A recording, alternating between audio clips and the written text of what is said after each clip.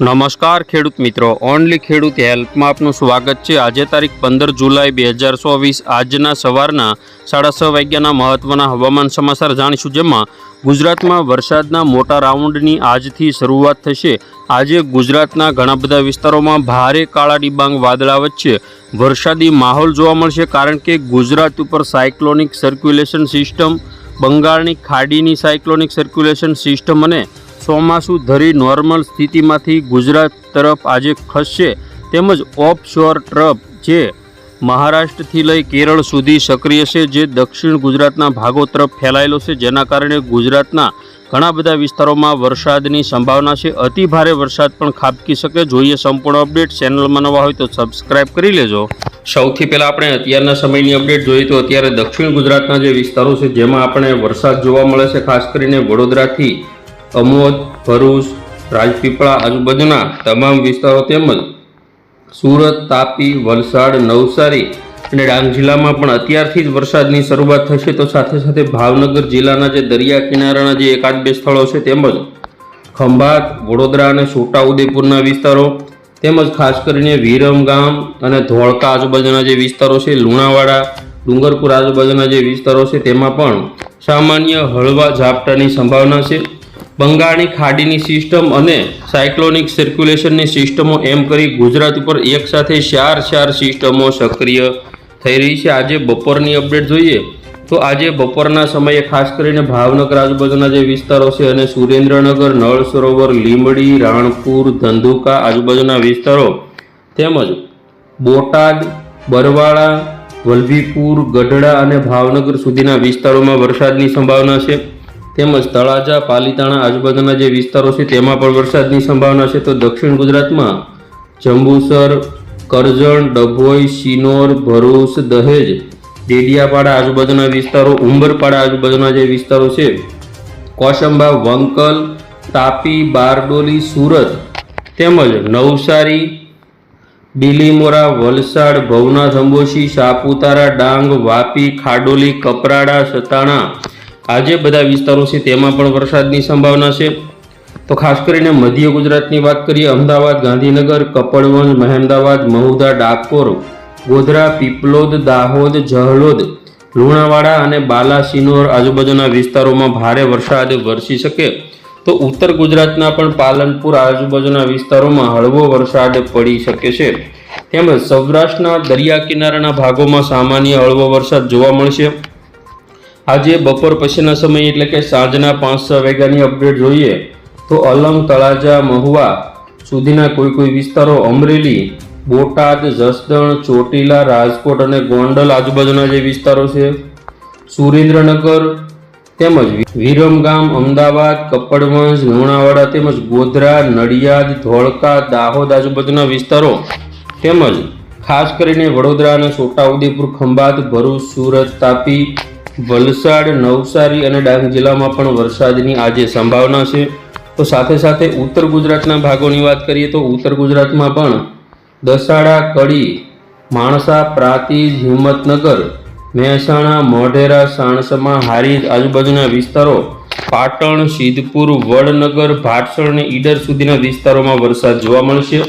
હવે સિસ્ટમની વાત કરીએ તો બંગાળની ખાડીની સિસ્ટમ છે તેની પણ અસર જોવા મળશે અને ધીમે ધીમે દક્ષિણ ગુજરાત, સૌરાષ્ટ્ર, મધ્ય ગુજરાત સુધીના વિસ્તારોને કવર આજ સાંજ સુધીમાં કરી લેશે। રાત્રિની અપડેટ જોઈએ તો રાત્રિના સમયે પણ સૌરાષ્ટ્રના વિસ્તારોમાં અને દક્ષિણ ગુજરાતના વિસ્તારોમાં વરસાદ જોવા મળશે। આવતીકાલે સવારે 7 વાગ્યાની અપડેટ જોઈએ, જેમાં જામનગર, રાજકોટ, ચોટીલા, મોરબી, સુરેન્દ્રનગર, બોટાદ, જસદણ, ગોંડલ અને ભાવનગરના કેટલાક વિસ્તારો, મધ્ય ગુજરાતમાં વિરમગામ, અમદાવાદ, કપડવંજ, લુણાવાડા, ધોળકા, નડિયાદ, ગોધરા, દાહોદ આજુબાજુના વિસ્તારો, ખંભાત, છોટાઉદેપુર, અલીરાજપુર આજુબાજુના જે વિસ્તારો છે તેમજ અમોદ, ભરૂચ, રાજપીપળા, સુરત આજુબાજુના જે વિસ્તારો છે, સુરત, તાપી, વલસાડ, નવસારી અને ડાંગ જિલ્લામાં પણ વરસાદ પડશે।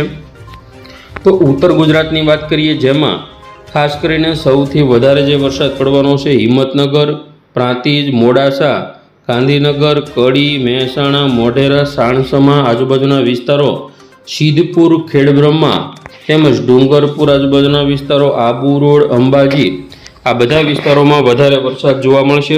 તો આ રીતે સિસ્ટમ એક્ટિવ હશે અને ગુજરાતના કેટલાક વિસ્તારોમાં તેની અસર જોવા મળશે। આવતીકાલે બપોરની અપડેટ જોઈએ। બપોરના 2 થી 3ના સમયગાળા દરમિયાન કચ્છના વિસ્તારોમાં પણ ખાવડા, ગાંધીધામ, નલિયા સહિતના વિસ્તારોમાં વરસાદી માહોલ જોવા મળી શકે। તો સૌરાષ્ટ્રમાં દ્વારિકા, સલાયા, જામનગર, રાજકોટ, ગોંડલ, જસદણ, અમરેલી, જૂનાગઢ, ભાણવડ અને પોરબંદરના તમામ વિસ્તારો તેમજ સૌથી વધારે જૂનાગઢ, માંગરોળ, કેશોદ, વિસાવદર, વંથલી, ધારી, સાવરકુંડલા, તુલસીશામ, રાજુલા, કોડીનાર, વેરાવળ આજુબાજુના વિસ્તારો તેમજ મહુવા, તળાજા, પાલીતાણા, જેસર, બગદાણા પંથક, ગારિયાધાર, ભાવનગર, શિહોર, વલભીપુર, બરવાળા, બોટાદ, ગઢડા, બાબરા, જસદણ આજુબાજુના વિસ્તારો તેમજ ચોટીલા અને થાન, વાંકાનેર, સુરેન્દ્રનગર, લીંબડી, ધંધુકા, રાણપુર આજુબાજુના વિસ્તારો તેમજ ધ્રાંગધ્રા, હળવદ, મોરબી, નવલખી આજુબાજુના જે વિસ્તારો છે, ધ્રોલ, સાવડી, આ બધા વિસ્તારોમાં સૌથી વધારે વરસાદ જોવા મળશે। તો મધ્ય ગુજરાતની અંદર પણ નળ સરોવરથી વિરમગામ સુધીના જે વિસ્તારો છે, અમદાવાદ, ગાંધીનગર, કપડવંજ, મહેમદાવાદ, મહુધા, ડાકોર, બાલાસિનોર તેમજ બોરસદ, તારાપુર, આણંદ, ખંભાત, વડોદરા, છોટાઉદેપુર, ડભોઈ, જંબુસર આજુબાજુના દક્ષિણ ગુજરાતના વિસ્તારોથી શરૂ કરી દહેજ તેમજ ભરૂચ, કોસંબા, વંકલ, ડેડિયાપાડા, ઉંબરપાડા, સુરત, બારડોલી, તાપી, નવસારી, બીલીમોરા, વાંસદા તેમજ ડાંગ જિલ્લામાં પણ વરસાદની શક્યતા રહેલી છે। તો સાથે સાથે ઉત્તર ગુજરાતના જે વિસ્તારો છે જેમાં ખાસ કરીને થરાદ, આબુ રોડ, પાલનપુર, ખેડબ્રહ્મા, મહેસાણા, હિંમતનગર, ડુંગરપુર આ બધા વિસ્તારોમાં પણ વરસાદ આપણને જોવા મળશે। આજે સાંજની અપડેટ જોઈએ તો સાંજના 6 વાગ્યાથી લઈ અને રાત્રિના 8 વાગ્યા સુધીના સમયગાળામાં સૌરાષ્ટ્રમાં વેરાવળ, ઉના, જૂનાગઢ, અમરેલી, ભાણવડ, પોરબંદર તેમજ ભાવનગર, તળાજા, મહુવા, જેસર, બગદાણા પંથક, જામનગર, રાજકોટ, મોરબી, સુરેન્દ્રનગર, ચોટીલા અને બોટાદ જિલ્લામાં ભારેથી અતિ ભારે વરસાદ પડશે। કચ્છની અંદર પણ ખાવડા હોય, નલિયા હોય, ગાંધીધામ હોય તેમજ મધ્ય ગુજરાતમાં અમદાવાદ આજુબાજુના વિસ્તારો હોય, દાહોદ, વડોદરા, છોટાઉદેપુર, દક્ષિણ ગુજરાતમાં સુરત, વલસાડ, નવસારી, ડાંગ, તાપીમાં પણ વરસાદ જોવા મળશે। જોઈએ રાત્રિની આવતીકાલની અપડેટ। આવતીકાલે ખાસ કરીને દેવભૂમિ દ્વારકા, જામનગર, રાજકોટ, પોરબંદર, જૂનાગઢ અને ગીર સોમનાથમાં ભારેથી અતિ ભારે વરસાદ પડી શકે। 17 તારીખની સવારની અપડેટ જોઈએ તો ખાસ કરીને સાયક્લોનિક સર્ક્યુલેશન અરબી સમુદ્રમાં પહોંચી જશે અને જામનગર, દેવભૂમિ દ્વારકા, પોરબંદરના ભાગોમાં સૌથી વધારે વરસાદ જોવા મળશે। તો બપોરની અપડેટ જોઈએ જેમાં ખાસ કરીને સૌરાષ્ટ્રના ભાવનગર જિલ્લાના તમામ વિસ્તારો જેમાં અમરેલી પંથક, ભાવનગર પંથક, મહુવા, તળાજા આજુબાજુના વિસ્તારો, દક્ષિણ ગુજરાતમાં રાજપીપળા, ભરૂચ, સુરત, તાપી તેમજ વલસાડ, નવસારી અને ડાંગ જિલ્લામાં પણ વરસાદની સંભાવના છે। તો સાથે સાથે ઉત્તર મધ્ય ગુજરાતની અંદર પણ વરસાદ જોવા મળશે। હવે સિસ્ટમમાં ઓશિતાના કોઈ ફેરફાર ન થાય તો ભારેથી અતિ ભારે વરસાદ પણ ખાબકી શકે છે। 18 તારીખની અપડેટ જોઈએ તો 18 તારીખમાં કચ્છના પણ નલિયા, ખાવડા, ગાંધીધામ, ભુજ, ભચાઉ, રાપર સહિતના વિસ્તારો તેમજ ઉત્તર ગુજરાતમાં રાધનપુર, પાલનપુર, ખેડબ્રહ્મા, હિંમતનગર, મહેસાણા આજુબાજુના વિસ્તારો, થરાદ, ધાનેરા આજુબાજુના વિસ્તારો તેમજ સૌરાષ્ટ્રમાં મોરબી, સુરેન્દ્રનગર, બોટાદ, રાજકોટ, જામનગર અને ભાવનગર જિલ્લો તેમજ અમરેલી, જૂનાગઢ, ગીર સોમનાથ, પોરબંદર અને દેવભૂમિ દ્વારકા। દક્ષિણ ગુજરાતની આપણે વાત કરીએ તો ભરૂચથી સુરત, વલસાડ, નવસારી, ડાંગ, તાપી તેમજ મધ્ય ગુજરાતમાં પણ અમદાવાદ, ગાંધીનગર, ખેડા, આણંદ આ બધા વિસ્તારોમાં વરસાદ જોવા મળશે। તો આ રીતે સિસ્ટમ એક્ટિવ છે। 19 તારીખની વાત કરીએ તો 19 તારીખમાં પણ ગુજરાતની અંદર વરસાદી માહોલ આપણને આ રીતે જોવા મળશે જેમાં ખાસ કરીને સૌરાષ્ટ્ર, કચ્છ સહિત તમામ વિસ્તારો। 20 તારીખની વાત કરીએ તો 20 તારીખમાં પણ સમગ્ર ગુજરાત ઉપર સિસ્ટમ એક્ટિવ હશે। 21 તારીખ, 22 તારીખ અને 23 તારીખ સુધીમાં બીજી લો પ્રેશર સિસ્ટમ બની અને ગુજરાત ઉપર 24-25 તારીખમાં તે આગળ વધશે જેની અસર રૂપે પણ ખાસ કરીને ગુજરાતના તમામ વિસ્તારોમાં હળવો મધ્યમ વરસાદ ચાલુ રહેશે। હવે આપણે જોઈએ મિની વાવાઝોડા જેવી સ્થિતિ સર્જાશે તો પવન કેટલો ફૂંકાશે।